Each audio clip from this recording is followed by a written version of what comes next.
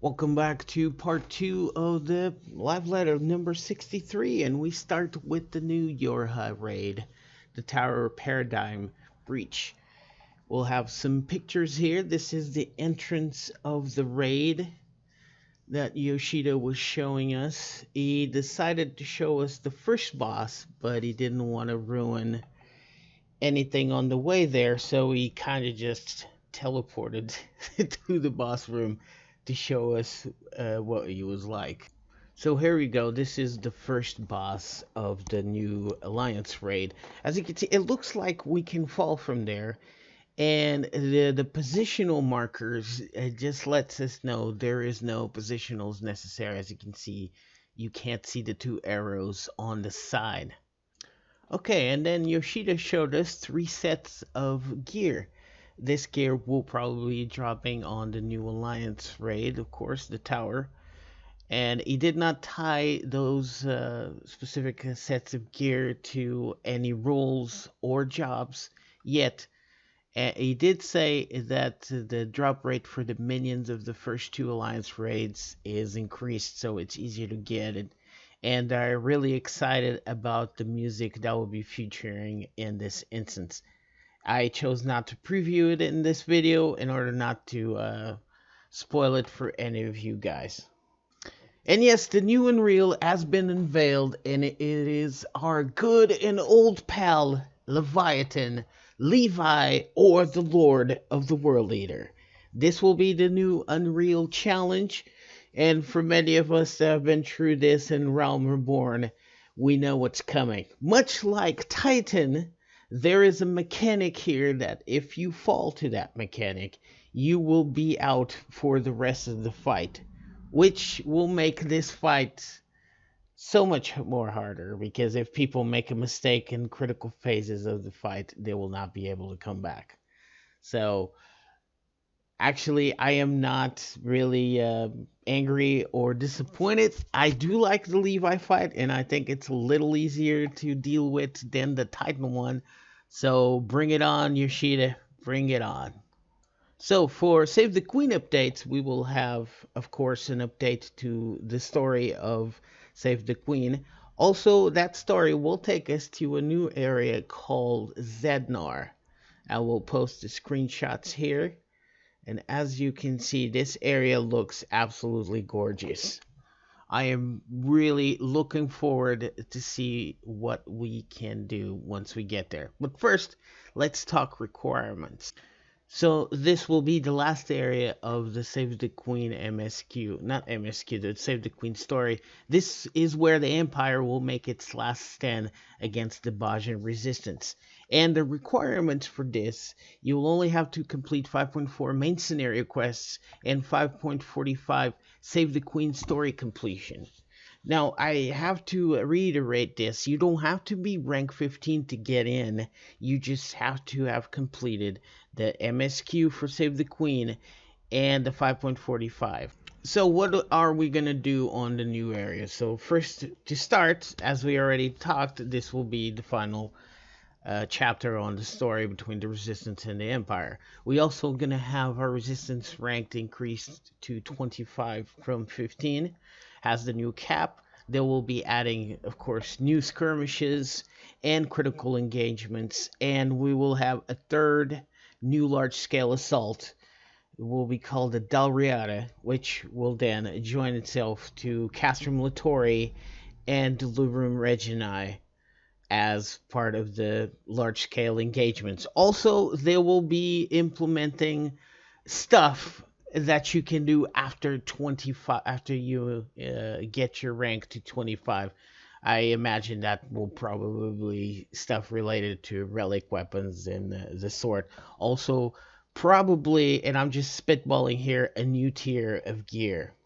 Minor updates that will come with the patch. They will implement a system for us to increase our mount speed. The skirmishes plus the CEs can be done with lesser participants. This will probably increase the chances that the people that are a little behind the progression curve to be able to do these without much difficulty. The large scale assaults like Castrum Latore will probably be adjusted as far as a timer when they pop. They're about an hour apart. They might put that like to half an hour or 45 minutes. We don't know exact numbers. Now, the chance of being selected for duels will now increase upon non-selection. What this means is if you do a fight that leads to a duel and for some reason you got hit only once, right?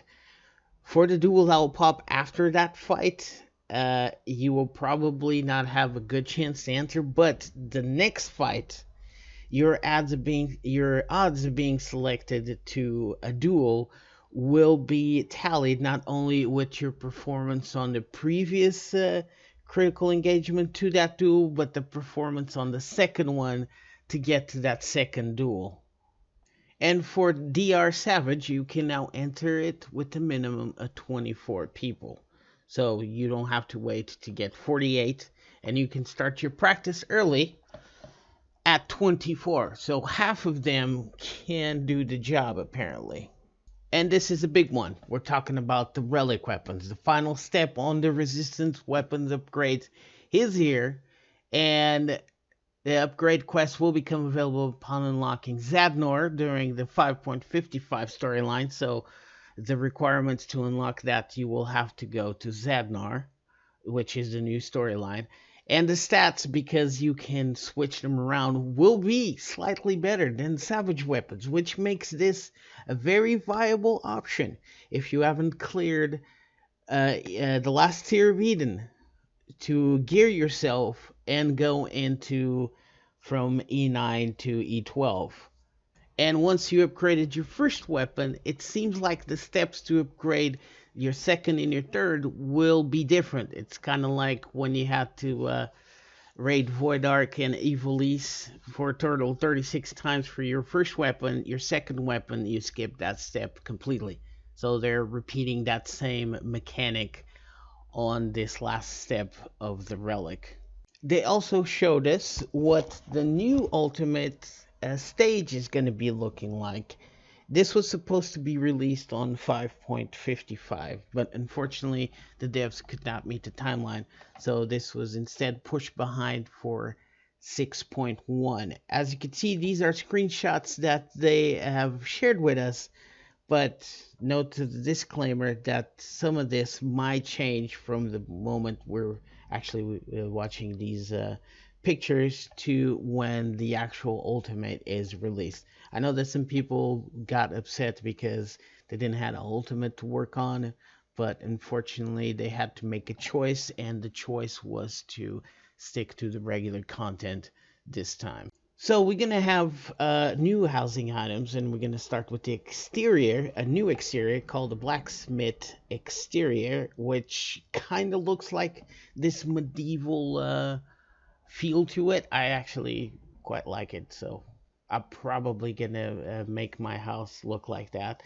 And then you got the outside of that. As you can see, there's a forge and all kinds of paraphernalia for blacksmiths. I see mannequins, tools. Up there in the background, there's like some raw materials and all that good stuff. And then there's this piece of furniture that about to appear on screen, which appears to be a captured shark that has been stuffed with the giant book. I am not sure what's happening right there, but it looks cool, so, good stuff. We got the new style of windows here as shown on the upper right corner of the screen right now. I'm not sure if it's just a frame or if it comes with the drapes. There is also this new furniture called the TV screen, which the image on top of it of what Yoshida is pointing moves. So we're going to get like a legit TV, or at least some sort of moving picture on housing. Can't wait to try that one. And lastly, he showed us a picture of two sets of clothing for one male, one female. I imagine that this is glam. Of course, he wouldn't fight in something like that, or it wouldn't have stats. And the guy comes complete with the hat, and then the girl comes complete with the set of gloves.